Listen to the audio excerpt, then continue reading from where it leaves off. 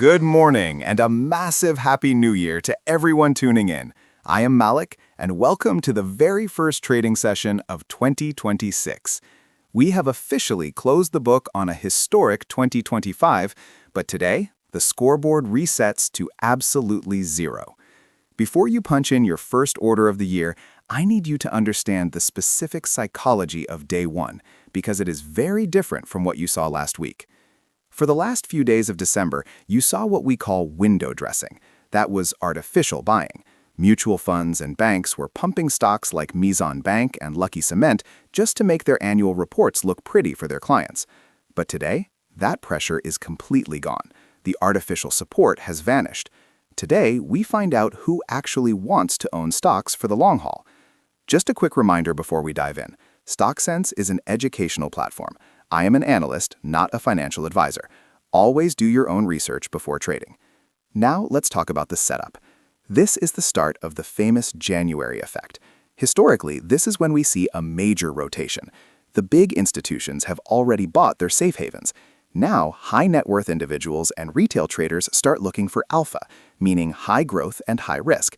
This means money often flows out of slow-moving blue chips and into aggressive sectors like tech and refineries.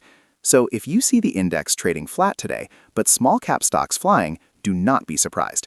That is simply the January effect in action.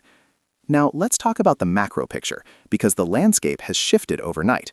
We have two massive pieces of news hitting the wires this morning that will define your trading day. First, let's talk about the central bank. The State Bank of Pakistan has confirmed that our foreign exchange reserves have crossed $15.8 billion thanks to the latest IMF tranche. That is the good news. But here's the catch. The state bank has signaled a pause in interest rate cuts for January. Why? Because inflation is proving to be sticky. The implication for you is that the easy money rally is taking a breather. The market can no longer run on the hope of a rate cut next week. It has to run on actual earnings. This shifts our entire focus from speculation to valuation. The second big shock is the gas tariff. Effective today, January 1st, the government has notified a massive gas tariff hike. This is a double-edged sword for your portfolio. For textile and ceramics companies like Tariq Glass and Nishat Mills, this is bad news. They just saw their input costs jump significantly. I'm expecting significant pressure on these sectors today, so do not try to catch falling knives here. However, for gas utilities, this is exactly what the doctor ordered. This is great news for Sioux Northern and Sioux Southern Gas. Higher tariffs mean better cash flow and an end to the bleeding from circular debt. You also asked about the foreign investment angle, and honestly, it is the single biggest driver for 2026. The Special Investment Facilitation Council has just released its roadmap, and a high-level Saudi delegation is due in Islamabad this week. They aren't here for tea. They are here to finalize deals in agriculture, mining, and IT. This matters because we have seen foreign buying in the PSX for the last 3 months, but it has been passive. Now it gets active. You need to keep a close watch on OGDC and PPL. Rumors of a mining joint venture in Balochistan are heating up. If that deal is signed, these stocks re-rate instantly. Also, keep an eye on Systems Limited, as IT export deals are part of this package. My advice is simple. If you want a safe harbor for 2026, stick to the sectors the government is protecting. If a stock isn't on that priority list, it won't get that foreign liquidity. Let's zoom in on the screen for today, Thursday, January 1st. We have specific catalysts you can trade right now. First, watch AGP Limited closely. They have a board meeting at 3 p.m. to discuss matters other than financial results. In the pharma world, this code language usually hints at one of two things: a new product license acquisition or a buyback. Watch the volume in the first hour.